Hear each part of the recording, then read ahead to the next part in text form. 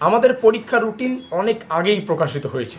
যেহেতু সামনে পরীক্ষা, আমরা আমাদের মাথাটাকে বা মাইন্ডটাকে রিকল করি। তার জন্য আজকের এই ভিডিওটিতে আমরা আবারও আমাদের পরীক্ষার রুটিনটা একটু বুঝে নেব এবং দেখে নেব কোন কোন ডেটে আমাদের কোন কোন সাবজেক্টের পরীক্ষা। বাঁকুড়া ইউনিভার্সিটির যখন অ্যাডমিট কার্ড প্রকাশিত হয়, অ্যাডমিট কার্ডে কিন্তু পরীক্ষার ডেটগুলো লেখা থাকে না। যদিও অন্যান্য ইউনিভার্সিটিতে অ্যাডমিট কার্ডে কিন্তু পরীক্ষার ডেট, সময়, প্রত্যেকটা বিষয় কিন্তু উল্লেখ করা থাকে।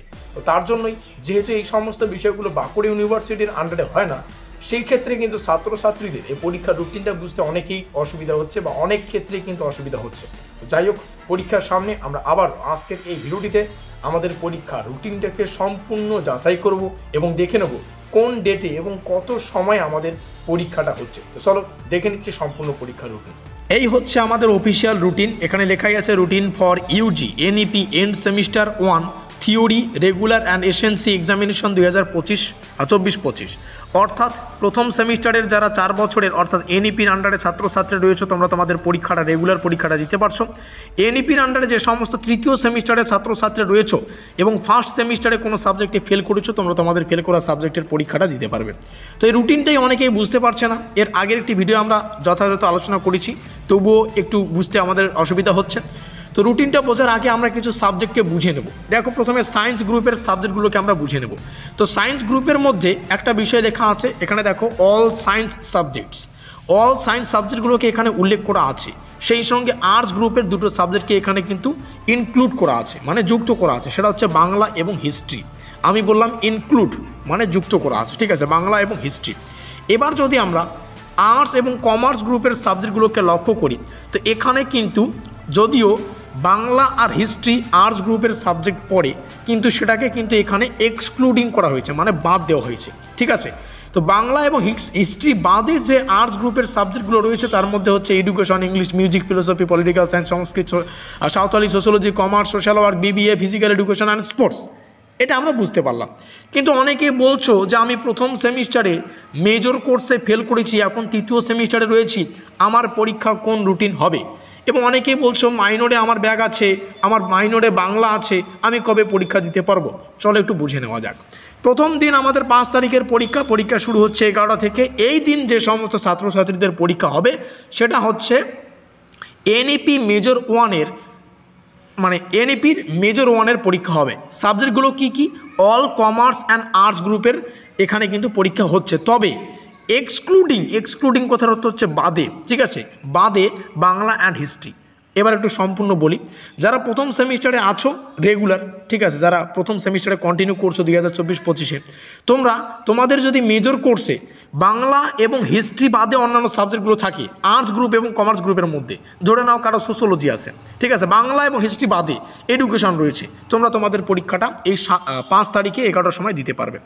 এবার ধরে নাও কোনো ছাত্র তৃতীয় সেমিস্টারে পড়ে, তার প্রথম সেমিস্টারে মেজর কোর্স কিংবা মাইনর কোর্সে বাংলা ব্যাক আছে, বেঙ্গলি কি আছে, ব্যাকলগ, এখানে জাস্ট সংক্ষেপে লিখলাম, ব্যাক আছে, সে কিন্তু এই দিনে পরীক্ষা দিতে পারবে না।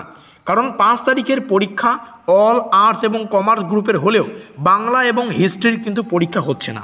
যদি কোনো স্টুডেন্ট তৃতীয় সেমিস্টারে পড়ো, মেজরে তার বাংলা ব্যাক আছে, তার পরীক্ষা 5 তারিখে হবে না, আবারও বলছি, ঠিক আছে। এবার আসি পরবর্তী, তাহলে কবে দিতে পারবে তোমাদের এই বাংলা এবং হিস্ট্রির যে ব্যাকলগ সাবজেক্টগুলি পরীক্ষা? সেটা হচ্ছে 7 তারিখ। 7 তারিখে স্পেশালি এনইপি মেজর 1-এর পরীক্ষা হবে। এখানে সায়েন্স সাবজেক্টগুলোরও পরীক্ষা হচ্ছে এই সেম ডেটে 7 তারিখে। আবার কিন্তু হিস্ট্রিরও পরীক্ষা হবে, বাংলারও পরীক্ষা হবে। এবার বোঝা গেল, যারা প্রথম সেমিস্টারে রয়েছে তারাও, মেজরে যদি হিস্ট্রি থাকে তোমাদের পরীক্ষা 7 তারিখ, মেজরে যদি বাংলা থাকে তোমাদের প্রথম পরীক্ষা 7 তারিখ। থার্ড সেমিস্টারে যদি কেউ ফেল করে থাকো, মেজরে বাংলা আছে বা মেজরে হিস্ট্রি রয়েছে, এই দুটো সাবজেক্ট, তোমরা কিন্তু এই 7 তারিখে পরীক্ষা অ্যাটেন্ড করবে। আশা করি বোঝাতে পারলাম। এবার নিচে আসবো। নিচে আমাদের এনইপি মাইনর কোর্সের পরীক্ষা যেটা 10 তারিখ থেকে শুরু হচ্ছে। এখানে যেটা স্পেশালি বিষয়টা লেখা আছে সেটা হচ্ছে এনইপি মাইনর 1-এর যে সাবজেক্টগুলো সেটা হচ্ছে অল কমার্স অ্যান্ড আর্টস, তবে বাংলা এবং হিস্ট্রি বাদে। বাংলা এবং হিস্ট্রি বাদে এডুকেশন হতে পারে, political science, BBA, physical education, এই সমস্ত কিছু হতে পারে, কিন্তু বাংলা এবং হিস্ট্রি বাদে, ঠিক আছে। এবার অনেকেই বলছো আমি প্রথম সেমিস্টারে পড়ি, আমার বাংলাটা কবে পরীক্ষা হবে? কিংবা আমি থার্ড সেমিস্টারে পড়ি, বাংলায় আমার ব্যাগ আছে, হিস্ট্রিতে ব্যাগ আছে মাইনরে, সেটা আমি কবে দেবো? তোমাদের পরীক্ষাটা দিতে হচ্ছে এই 17 তারিখে। এই দিন কিন্তু সায়েন্স গ্রুপেরও পরীক্ষা এবং আর্টসের মধ্যে শুধুমাত্র এই দুটো সাবজেক্টের পরীক্ষা, মানে হিস্ট্রি আর বাংলা। আশা করি বোঝাতে পারলাম। সেম প্রসেস যেভাবে কিন্তু এনইপির মাল্টিডিসিপ্লিনারির পরীক্ষাটা হবে, সেটা হচ্ছে অল কমার্স এবং আর্টস গ্রুপের, কিন্তু সেদিন এক্সক্লুডিং মানে বাংলা এবং হিস্ট্রি বাদে 18 তারিখের পরীক্ষা। অর্থাৎ এনইপির মাল্টিডিসিপ্লিনারিতে কারো যদি কমার্স গ্রুপের বাংলা এবং হিস্ট্রি থাকে তাহলে তোমাদের পরীক্ষা হবে 19 তারিখ, এবং বাংলা এবং হিস্ট্রি বাদে তোমাদের যদি কোনো সাবজেক্ট থাকে হিস্ট্রি ধরে নাও সোশ্যোলজি, এডুকেশন, তোমাদের পরীক্ষা 18 তারিখ। 19 তারিখে কাদের পরীক্ষা? অল সায়েন্স গ্রুপের এবং হিস্ট্রি এবং বাংলার, ঠিক আছে, এনইপির মাল্টিডিসিপ্লিনারিতে। এসএসসির গ্রুপ থেকে এসএসসির গ্রুপের 20 তারিখের প্রথম পরীক্ষা, সেদিন হবে কমার্স গ্রুপের পরীক্ষা এবং আর্টস গ্রুপের পরীক্ষা, যদিও বাংলা এবং হিস্ট্রি বাদে, এবং বাংলার, হিস্ট্রি এবং অন্যান্য যা সায়েন্স গ্রুপের ছাত্রছাত্রী রয়েছে তোমাদের পরীক্ষা 21 তারিখ, এখানে এটা লেখা আছে। এবার এমসিকিউগুলো তো তোমরা বুঝে নিয়েছো। এইইসি কোর্সের পরীক্ষা 6 তারিখ, 6/2/2025, এবং 8 তারিখ হচ্ছে তোমাদের ভিএসসি কোর্সের পরীক্ষা। এগুলো এমসিকিউ টাইপের হবে। এবার হয়তো বোঝা গেল। এরপরেও যদি বুঝতে অসুবিধা হয় তোমরা কমেন্টে জিজ্ঞাসা করো, কমেন্টে লেখো, এরপরেও আমরা আলোচনা করবো। তবে খুব দ্রুত লিখতে হবে, কোন পার্টটা তোমরা বোঝোনি খুব দ্রুত লেখো। আমরা আবারও কিন্তু 2-1 দিনের মধ্যে তোমাদের এই রুটিনটাকে তোমাদের সামনে আবারও উপস্থাপন করার চেষ্টা করব। আমাদের আজকের এই স্পেশাল ভিডিওটি এই পর্যন্তই।